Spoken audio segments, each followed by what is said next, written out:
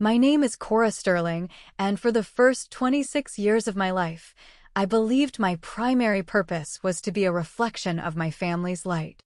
We lived in Port Blossom, a city that clung to its historic coastline like a pearl to its shell, all old money and salty air, where reputations were tended as carefully as the public rose gardens. My father, Julian Sterling, was a cornerstone of the local business community, a man who built his company, Sterling and Sons Maritime Logistics, on a foundation of handshakes and unyielding principles. At home, those principles hardened into rules. My mother, Beatrice, was the quiet curator of our family's image, a woman of impeccable taste and silent judgments, whose approval was a currency I never seemed to earn. Then there was my brother, Adrian. 2 years my senior, Adrian was the and Sons in the company name, the heir apparent, the sun around which our family's world orbited. He had our father's ambition but none of his discipline, and our mother's charm but none of her restraint. He was golden, and I, it seemed, was the shadow he cast.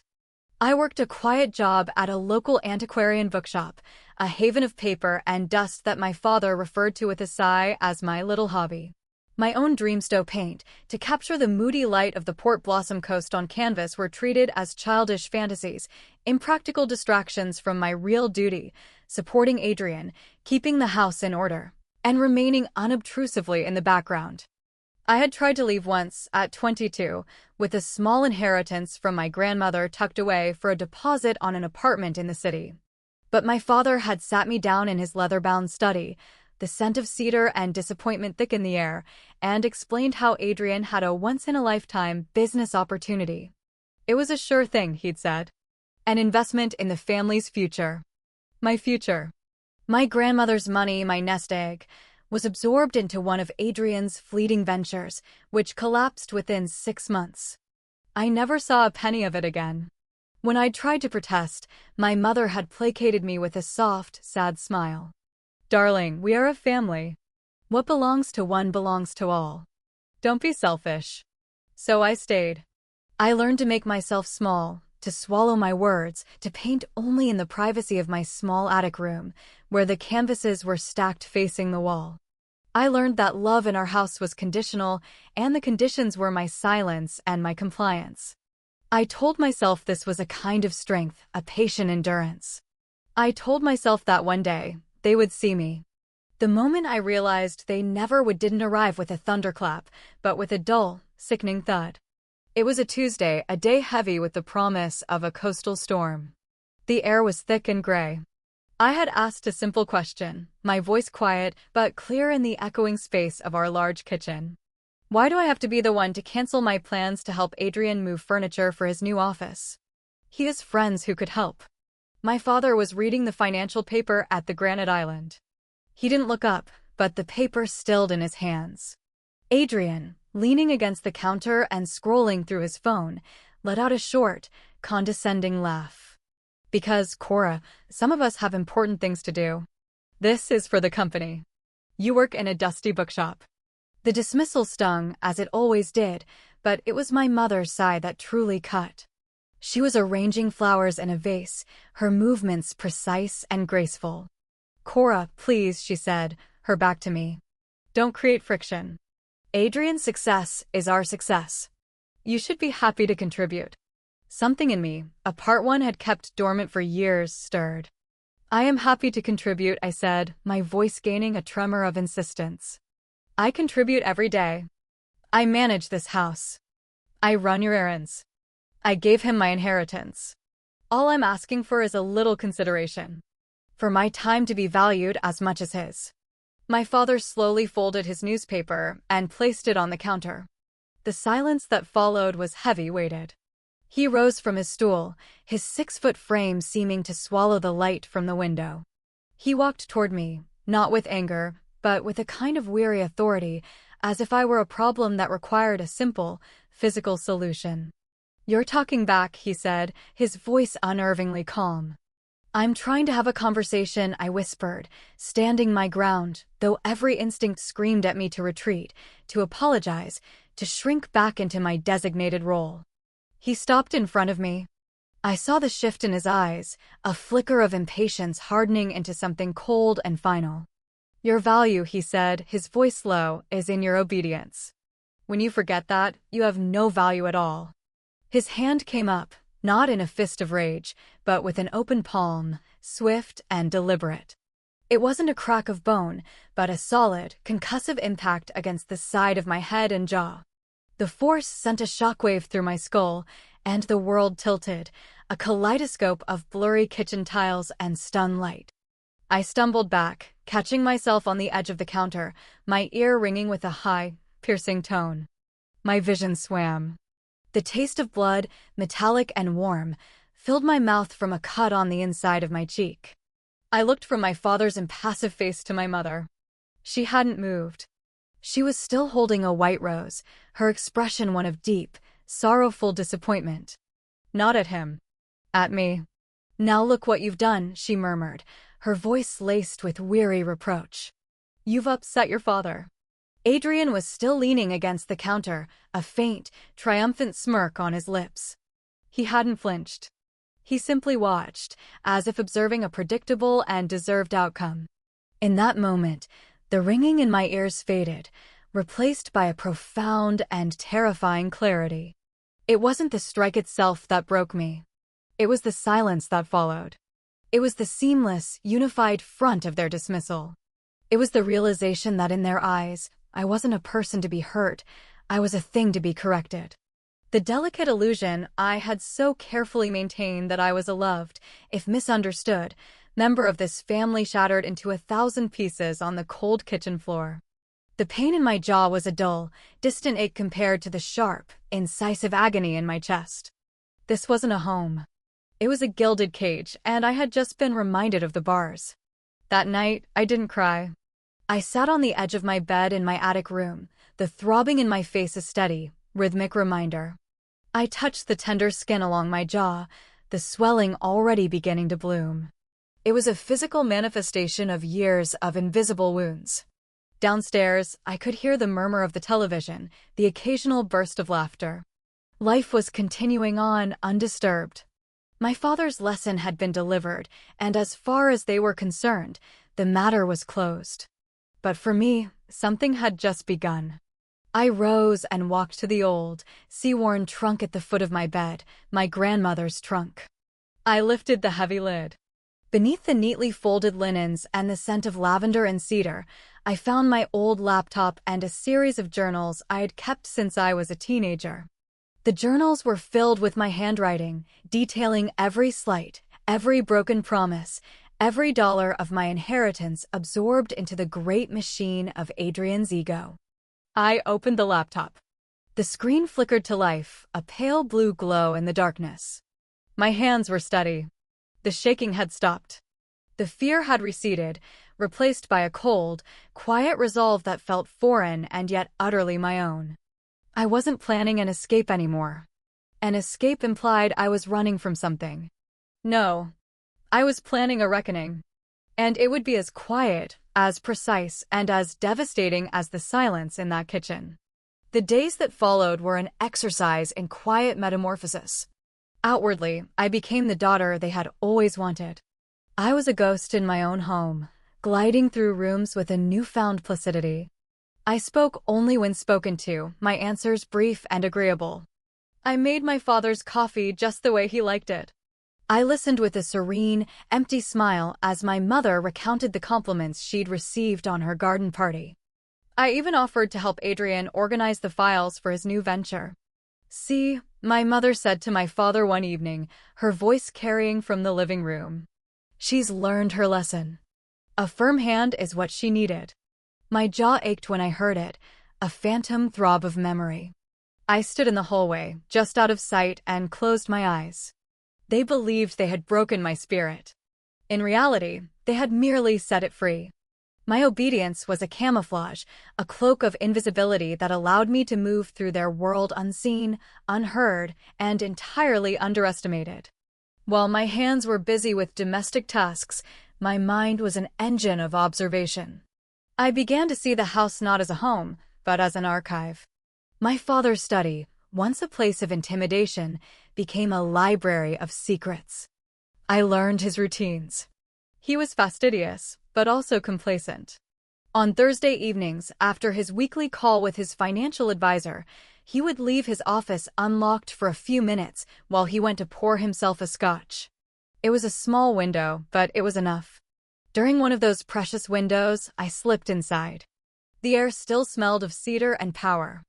I didn't touch the papers on his desk. Instead, I focused on the computer. I knew he used a simple password system, variations of names and dates significant to the family. Adrian Sterling, 1994. Apex Legacy. Port Blossom Glory. It took less than 5 minutes to gain access. My heart beat a steady, heavy rhythm against my ribs, not with fear, but with a cold, focused purpose. I didn't download files. I didn't copy anything. I just read. And what I found was a story written in spreadsheets and email chains. It was a story of a man who presented himself as a pillar of the community, but who practiced a far more cynical trade in the shadows.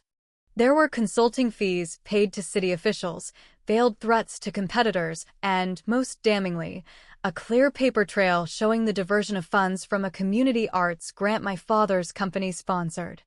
The grant was meant to support local artists, people like me.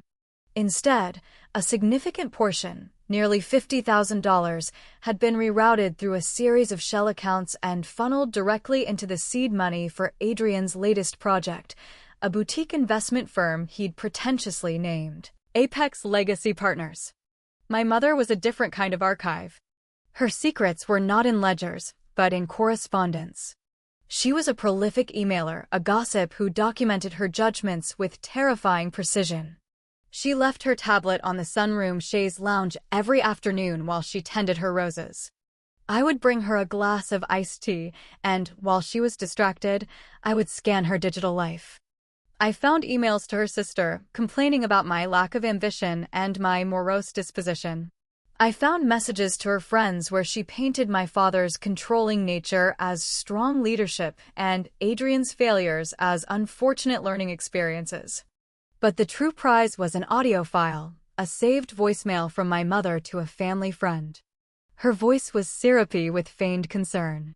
"I just don't know what to do about Cora," she sighed. "She has this bitterness in her. We've given her everything, a beautiful home, security. But she seems to resent Adrian's success. It's such a shame. Some children are just born without a grateful heart. Without a grateful heart." I saved a copy of that file to a tiny, encrypted USB drive I kept hidden in the spine of an old poetry book. Each piece of information was a stone, and I was patiently, methodically, building a foundation for the truth. Adrian was the easiest of all. He was an open book of vanity and insecurity. He loved to brag, especially when he thought I wasn't listening. Over dinner one night, he boasted to my father about how he'd secured his prime office space. Old Davies was playing hardball on the lease, he said with a smug grin, but I reminded him that we know about his son's little problem at the university. He became much more reasonable after that. He was talking about blackmail, and he was proud of it. The final piece of the puzzle fell into place one rainy Saturday. I was cleaning the attic, my designated task for the day, when I found a small, locked box tucked away in my mother's old wardrobe. The key, I remembered, was kept in a porcelain dish on her vanity. My hands barely trembled as I unlocked it.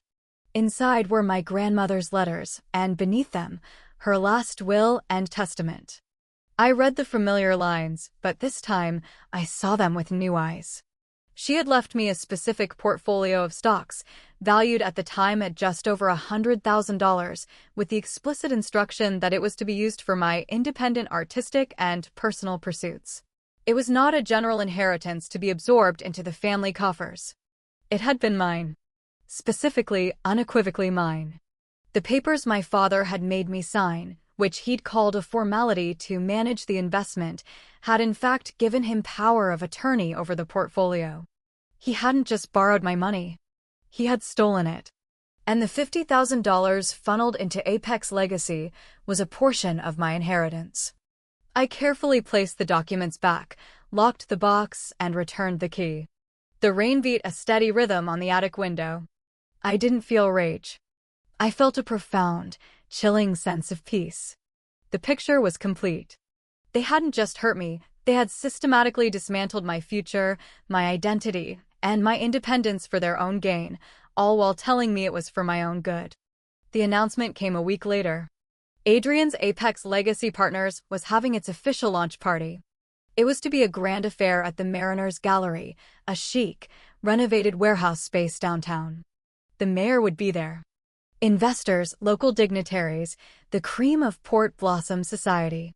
My father was footing the entire bill, framing it as the city's introduction to its next great business leader. "You'll wear the blue dress, Cora," my mother instructed, holding up a garment that was elegant but muted, designed to fade into the background. "And please, try to look pleasant. This is the most important night of your brother's life." "Of course," I said, my voice soft and compliant. I took the dress from her, the fabric cool against my skin. I wouldn't miss it for the world. And I meant it. I had all my stones collected. The launch party would be my canvas. And I was finally ready to paint my masterpiece. The night of the launch, the Mariners Gallery was awash in golden light and the low hum of expensive conversations. Crystal flutes of champagne circulated on silver trays, and the air smelled of perfume and ambition. The gallery's white walls, usually adorned with contemporary art, were now dominated by large, sleek portraits of Adrian looking thoughtful and executive, and a looping projection of the Apex Legacy Partners logo. It was a perfect tableau of manufactured success. I arrived not in the muted blue dress my mother had chosen, but in a simple, perfectly tailored black dress I had bought with the last of my bookshop earnings. My hair was pulled back in a severe, elegant knot, and I wore a shade of red lipstick that felt like a declaration of war. I didn't look like the sullen, overlooked daughter. I looked like I belonged.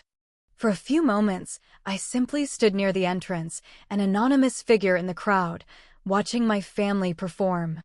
My father was in his element, holding court near the center of the room, his voice a confident baritone as he accepted congratulations. My mother, draped in pearls and a strained smile, floated from group to group, a master of social diplomacy, ensuring every glass was full and every ego was stroked. And Adrian was radiant. He stood at the front of the room near a small podium, basking in the attention, his smile wide and genuine. He truly believed he had earned this. He believed in the myth they had all created. They didn't notice me at first. I was a part of the scenery, a dark shape against the bright room. This was my advantage. I made my way discreetly to the AV station at the back of the gallery, where a young technician was overseeing the presentation. I smiled at him warmly. "Hi," I said, my voice calm and friendly. "I'm Cora Sterling, Adrian's sister. My father asked me to give you this. It's an updated version of the presentation loop with some last-minute additions." I handed him the small USB drive. It looked innocuous, identical to any other. The technician, eager to please the daughter of the man signing his check, nodded without question. "No problem at all. I'll cue it up to run right after the speeches." "Thank you so much," I said, my smile never wavering. "You're a lifesaver." I melted back into the crowd, finding a position near a large pillar where I had a clear view of the screen, the podium, and my family's faces. My heart was not pounding. It was beating with a slow, deliberate cadence, like a drum before a ceremony. This wasn't about revenge anymore. It was about truth. It was about reclaiming a narrative that had been stolen from me. The speeches began. My father took the podium first, his voice resonating with patriarchal pride. "To build a legacy," he boomed, "is to invest not just in business, but in character. It is to raise a son who understands the value of hard work, integrity, and vision. Tonight, we celebrate that vision. We celebrate my son, Adrian Sterling." The room erupted in polite, enthusiastic applause. I watched my father's face, so full of public virtue, and felt nothing but a distant, clinical pity. Then it was Adrian's turn. He was charming, self-deprecating in all the right places, and passionate when he spoke of forging a new path for Port Blossom's future. He spoke of his commitment to the community, of his desire to give back to the city that had given him so much. He was flawless. He was a lie. And now, he concluded, his smile brilliant, I want to share a short video that captures the spirit of what we're building at Apex Legacy. He nodded to the technician. The lights dimmed. The crowd turned its attention to the large screen. For a moment, the Apex Legacy logo appeared, just as planned. Then it flickered. Instead of a sleek corporate video, the screen was filled with the crisp, black and white image of a financial ledger. My father's unmistakable handwriting detailed the consulting fee paid to the city official. A collective, confused murmur rippled through the room. Before anyone could fully process it, the image changed. An email from my mother to her sister appeared, the words stark against the white background. Cora has this bitterness in her. We've given her everything. Some children are just born without a grateful heart. A few people gasped. I saw my mother's hand fly to her pearls, her face draining of all color. The screen went black and a voice filled the silent room. It was Adrian's voice, clear and smug, from an audio clip I had recorded on my phone. Old Davies was playing hardball on the lease, but I reminded him that we know about his son's little problem at the university. He became much more reasonable after that. The silence in the room was no longer confused.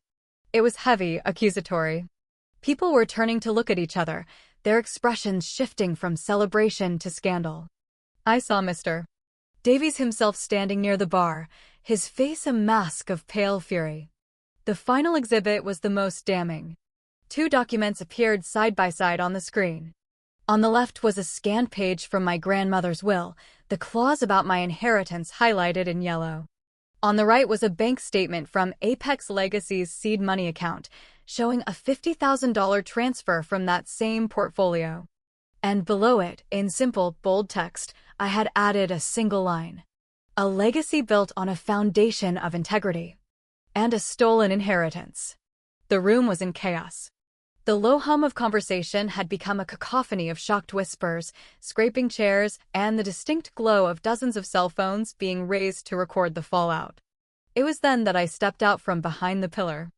I began to walk toward the front of the room, my steps slow and even on the polished concrete floor. The crowd parted for me as if I were a specter. Every eye was on me, but my gaze was fixed on the three people standing frozen at the podium.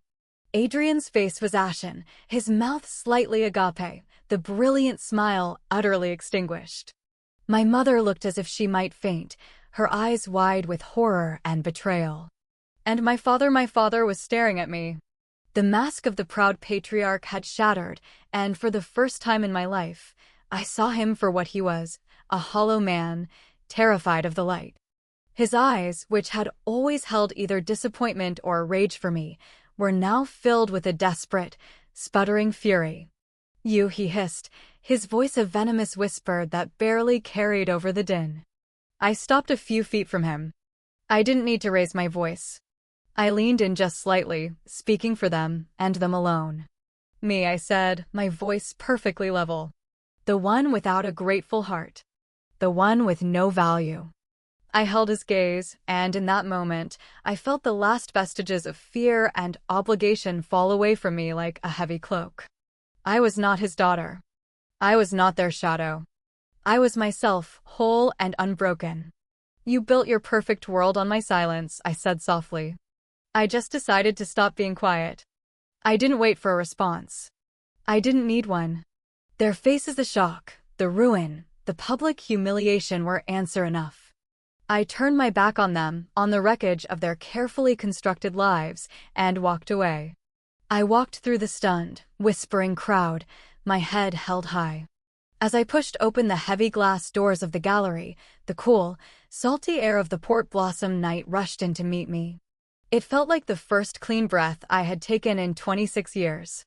Behind me, the fragile, beautiful world of the Sterling family was imploding, but I didn't look back.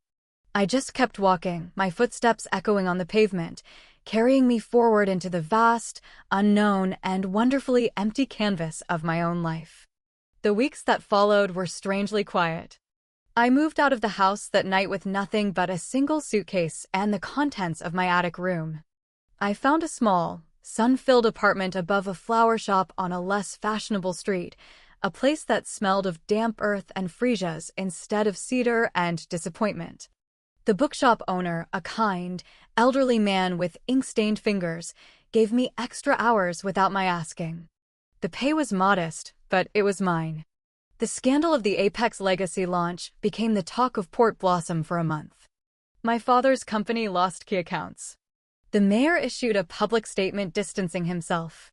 Adrian's venture was dead before it ever truly lived. I heard snippets of the fallout from customers at the shop, their voices hushed with gossip, but it all felt very far away, like a story about another family in another city. I did not hear from them directly. There were no angry phone calls, no pleading letters. Their silence was a wall, and for the first time, I was grateful for it. The space they had once occupied in my mind, a vast territory of anxiety and longing, began to shrink. In its place, something new started to grow. I bought a new easel and a set of paints. On my first free Sunday, I walked down to the pier, set up my canvas, and began to paint the harbor at dawn. The light was pearlescent, shifting from gray to lavender to a soft, hopeful gold. My brushstrokes were clumsy at first, hesitant, but as the morning wore on, they grew more confident. I wasn't painting for approval or for an imagined audience. I was painting because the colors were true, because the light felt real. I was painting for myself. One afternoon, about 2 months after I had left, my phone buzzed with a text from an unknown number. My breath caught in my throat. It was a single sentence. "I still have your grandmother's letters, if you want them." It wasn't signed, but I knew it was from my mother. It wasn't an apology. It wasn't a plea for reconciliation. It was a simple, factual statement, a tiny, tentative bridge extended over a vast canyon of wreckage. For a long moment, I stared at the words on the screen. The old Cora would have seen it as an opening, a chance to mend, to be needed again. The old Cora would have rushed to reply. But I was not the old Cora. I thought of my grandmother, of her strength, of the inheritance she had meant for my independence. The letters were a part of her, but my memory of her was the truest part. I didn't need the paper relics to hold on to that. I typed out a reply, my thumb hovering over the send button. "Thank you, but no. You can keep them." I deleted it. Then I typed another. "Thank you. I'll think about it." I deleted that one too. Finally, I simply turned off the phone and set it aside. The decision of whether to respond or how could wait. It was a choice that was entirely mine to make in my own time. For now, the sun was streaming through my apartment window, illuminating the dust motes dancing in the air. My half-finished canvas of the harbor sat on its easel, waiting. The future was not a destination to be reached or a battle to be won. It was this: a quiet room, a clean canvas, and the gentle, liberating peace of a life that was finally, completely my own.